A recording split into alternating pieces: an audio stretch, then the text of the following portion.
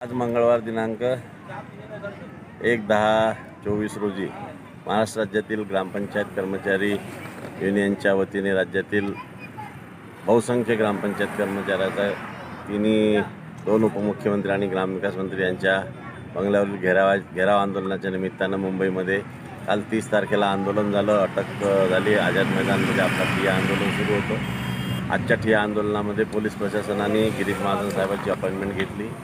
आपल्या काही आमदारांनी आपल्या काही जिल्हा अध्यक्षांच्या माध्यमातून आमदारांकडून गिरीश महाजनांकडे झाले आणि दुपारी साधारणतः 2 वाजताच्या दरम्यान गिरीश महाजन साहेबांसोबत जवळपास 30 ते 40 मिनिटाची बंगल्यावर बैठक झाली.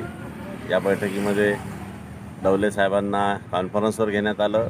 प्रधान सचिव ग्रामविकास आणि मंत्री महोदयाचे PS देशपांडे साहेब आणि संघटनेचे राज्याचे कार्याध्यक्ष